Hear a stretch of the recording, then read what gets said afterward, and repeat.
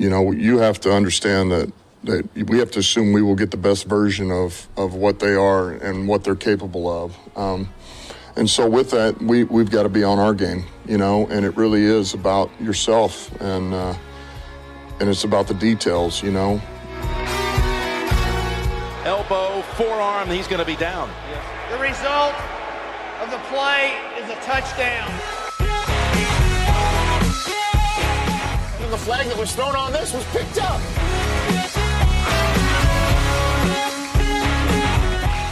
I don't know, did it get the face mask? Only do that if you're telling the official you're reporting. The Lions hangover. Hey everybody, how you doing? Thanks for streaming this episode. This is the Lions Hangover Podcast. I am Brad. Please find me on all social medias. I'm on X, I'm on Instagram, I am on Facebook. Please also give the show a subscription there, like follow it, plus sign it, heart sign it, whatever you got to do. Just subscribe to it, I guess is what I'm trying to say. Smash that like button. I'm not going to say that anymore. I hate saying smash. It's stupid. What else? Leave, 5-star reviews. Those are preferred. It'll help the show grow. Apparently, this is what I'm told. This is what I've heard other people say, so I feel the need to say it too. Please help spread the word and help me grow this show. The Lions are hosting the 2-8 Jacksonville Jaguars this week at Ford Field, 1 o'clock. I think it's a CBS game. Yeah. Lions, of course, are 8-1 after that fantastic come-from-behind victory against the Houston Texans. The power rankings, ESPN Power Rankings, has the Jacksonville Jaguars at 29. Sorry, too much oxygen for this morning. They, of course, have Trayvon Walker. He's probably their biggest piece right now because Trevor Lawrence is going to be out. The Lions are going to be matched up against Mac Jones. Now, I did try to do some research against Mac Jones because he was in New England the last time the Lions played New England, and the Lions lost to New England. So I've hey, there's some little bit of, game plan, a little bit of stats here that I could pull from Mac Jones on the last time he played from the Lions or played against the Lions. But that's not the case because Bailey Zappi was the quarterback of that game. Mac Jones was injured. So everything that I've just said and my time looking that information up was wasted. So we have no experience against Mac Jones. I have no idea how he's going to do. However, we will get into the stats of what Mac Jones has done so far this year. Last week, though, the Jacksonville Jaguars did lose to the Vikings 12-7. Their power ranking last week was 26, so they've fallen 3 spots. But they do have Trayvon Walker, and Trayvon Walker's having a pretty steady year. He's at 7.5 sacks so far. I know that doesn't sound like a big deal since Hutchinson had, 7.5 sacks when he went out after 5 games. He is on pace for 13 sacks, though, and he had his first career touchdown on a fumble return against the Eagles 2 weeks ago? Week 9 against the Eagles. He also has 10 quarterback hits, and he's on pace for 13 sacks for the season. I think I said that. The Lions, of course, are still power ranked at number 2. Now, the last time the Detroit Lions faced Jacksonville was in December of 2022, so they host them again. Overall, the Lions lead the series 5-3. They've only played them 8 times in practically 30 years, 29 years to be exact. The first time we played them was December 17th, 1995, when the Lions opened up a can of whoop ass on them and won 44-0. Now, this game, a little fun story about this game. I was working at a diner at the time, and I had a bet with one of the other dishwashers. I was just a teenage brat at this time, and I had a bet with the one of the other dishwashers, and it was like a $20 bet, which was, decent money back then. $20 was like the new 50. And so it's like, hey, I bet the Lions are going. For whatever reason, this dude was like, no, Jacksonville's going to win. He was kind of like a little twerp, but he wasn't little. He was a chunky dude, and ironically, I'm chunky now, but that has nothing to do with it. And the Lions one, I don't think I was at that game. Maybe I was at that game. I feel like I could have been at that game. That would have been at the Silverdome, of course. And so the Lions win, and I go to collect my $20, and the dude wouldn't pay the $20. And I remember we almost got in a fight in the back over this. This was very upsetting that he wouldn't pay up. Like, at the time, I was and I still am, even though I suck at paying people back. But yeah, I still keep tabs of what I owe people. Anyway, the Lions lost the next three after that game. That was like the first game the first year Jacksonville was in the league. I think was 95. Overall, the Lions are outscoring Jacksonville 228 to 161, so that's good. But the Lions have won the last four matchups dating back to 2012. The last time the Lions lost to the Jacksonville Jaguars was in 2008. I think we all know what happened that year. Jacksonville lit us up 38 to 14. Mark Brunell was the quarterback. Don't forget, for the Jacksonville Jaguars. All right, so let's get into some stats. I will say I don't need to break down Trevor Lawrence's stats, but I will include his yards into the passing yards. So overall, as a team, they have 2,143 passing yards. However, Mac Jones has 139 yards passing, so you can do the math on that. Mac Jones has gotten into 3 games so far this season. He is 20 of 31. He has completed 64.5% of his passes, an average of 4.5 yards per pass. His longest so far this season is 46 yards. I'm sorry, 23 yards is what it says. He's averaging 46 yards a game, but that's kind of unfair because he's only played a little bit. He has not thrown for a passing touchdown yet. He has thrown for 2 interceptions so far. He has a quarterback rating of 47.6. Trevor Lawrence, by the way, has a quarterback rating of 87.9. I believe Travis Etienne is going to be injured. We will look at the injury report in just a little bit. However, they've got Bigsby, let's do this, Tank. What a name. Tank Bigsby. He's played in all 10 games so far. He's got 95 carries for 519 yards, his longest being 65. He has 4 big plays on the season, 4 touchdowns. He is averaging 51 yards a game. He does have 1 fumble on the year. Then a bunch of other guys run the ball just a little bit. Now, their leading receiver in yards is Mr. Brian Thomas Jr. I believe Christian Kirk is injured as well. They got lots of injuries, but their defense is still pretty solid.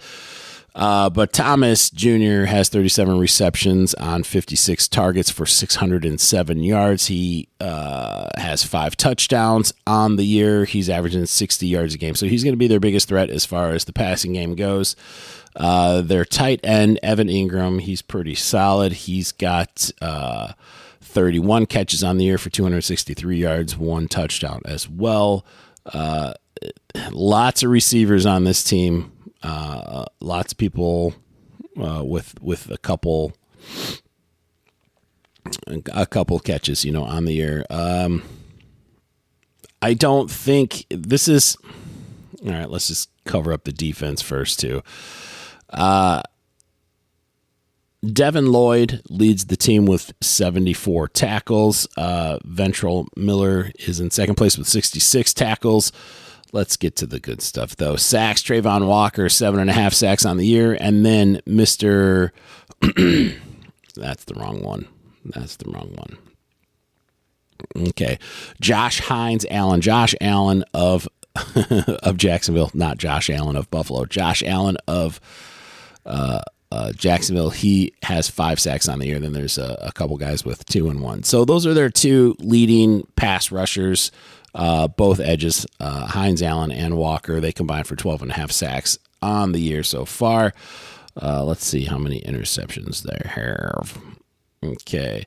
They have 5 team interceptions so far. So defensive backfield, maybe not their strong suit, Don't look for them to have any sort of interceptions. I'm not saying that they won't have good pass defense or anything like that. Just don't look for any turnovers. So it should be a pretty solid day for Jared Goff. It should be a good rebound game for Jared Goff, after throwing those 5 interceptions last week against Houston.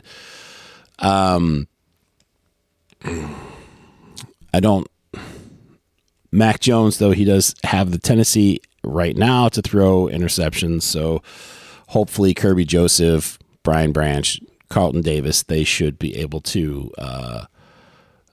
get lots of turnovers for us. It's hard to say what kind of game it's going to be because, let's go back to the photos. The Jacksonville Jaguars, they haven't lost. There's only a couple games where they were blown out, like they lost to the Vikings by 5. They lost to the Eagles by 5. They lost to the Packers by 3. I mean, those are all solid teams, and they're hanging in there with them. Now, they did beat the Patriots 32-16. They did lose to the Bears. This is kind of their one blowout loss in London, 35-16. Excuse me. They did beat the Colts 37-34. They lost to the Texans only by 4 points. They did get stomped by the Bills 47-10, but they lost to the Browns by 5. They lost to the Dolphins by 3. So they're capable of hanging in there with those good teams. This isn't going to be a trap game. I'm not worried about that. I think everybody knows, Dan Campbell was saying in his press conference, it's all about preparation, all this stuff. Like, we know what's going to be happening. We know who the Jaguars are. Things are looking good for us, but they're still a dangerous team. We can't take them lightly, but, we have to respect them. But come on, as fans, we know like this. I would be surprised if it comes out like Tennessee and they're hanging with us 14-14 in that first quarter. I would be really surprised. I am expecting a double-digit win, so we could talk about that in just a second. The Jaguars, though, this is kind of a stat of note. They are 0-5 on the road. They have yet to win a road game this season. I think that's key. Ford Field is definitely a dangerous place to play for a visiting team. Okay, the Jaguars are averaging 20.2 points per game. The Lions are averaging 31.6. Overall, as a team, the Jags are up to 302 yards passing. 302 yards of total offense. The Lions are at 366. Passing yards, the Jags are at 214. The Lions are at 236. Rushing yards, they're at 107. The Lions are at 147. Defensively, the Jags are giving up 390 yards. So this should be, and the Lions are giving up 345. This should be a game where Gibbs gets a lot of yards. Montgomery gets a lot of yards. Expect high passing yards from Goff as long as they're not running away with it early. I can't imagine any reason why they would get away from the pass. Defensively, they're giving up 274 yards a game. Lions are giving up 262. They are giving up 129 yards on the ground. The Jags are, and the Lions are giving up 100.8. There's not much to say to this one. There's not much rivalry between the two. The Lions have kind of owned this matchup since Jacksonville has come into the league. It's hard to... I don't want to take this game easy. I always want to stay humble. I always want to stay modest. But, man, things are just pointing and trending in the right direction. everything is saying that the Lions are going to have a great game statistically. This is an uneven matchup in favor of the Lions. I think they really have this covered. There's not much we need to worry about. I mean, as long as we play our game, Goff can't come out and throw 5 interceptions every game. You got to take care of the ball no matter who you're playing against. This is just football 101. Everybody knows this. This is the game plan every week. Take care of the freaking football. I think the Lions will come out. See, I could see them coming out wanting to throw the ball to just build Goff's confidence again, like just a rebound, that sort of thing, like come out firing and fast. I could see this happening.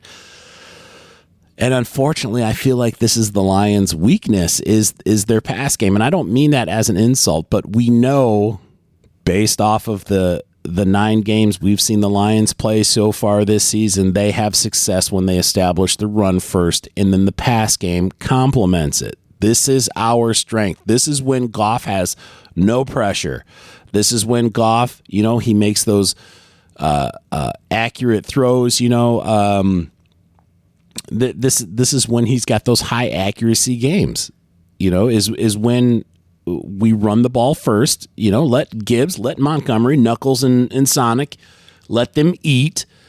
And then, you throw the ball to complement those pieces, when you need that third down, and occasionally you throw on first down too. There's nothing wrong with that. And the Lions have done that. However, when you see a game like the first 3 games of the season, we were a bit rusty. We were a bit, didn't quite know what we were doing on offense, and that game against Houston, it's like we tried to force the pass. Now, Goff is fine. He's an accurate thrower, but he's not a take control type guy. Like, you're not going to impose your will with the passing game. That's not the type of quarterback he is. And again, that's fine. You have to know that, though.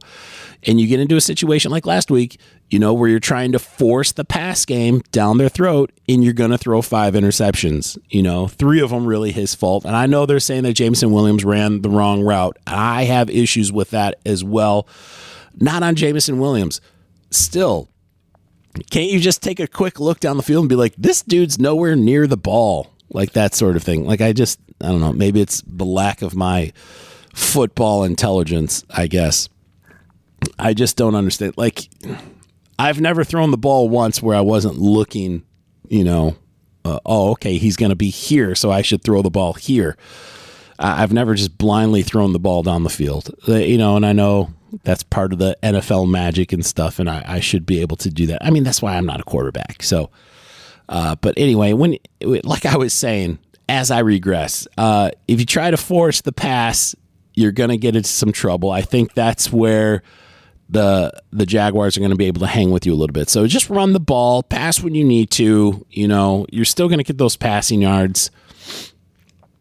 I expect Jared Goff to have over 250 yards passing. He's going to get his. But I also expect Gibbs to have, 80 yards rushing. I expect Montgomery to have 80 yards rushing. I really think this is going to be a run-first game.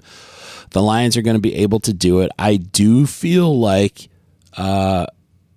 this is a potential game where the backups come in the fourth quarter. I think the Lions are going to have this. They're going to have a double-digit lead.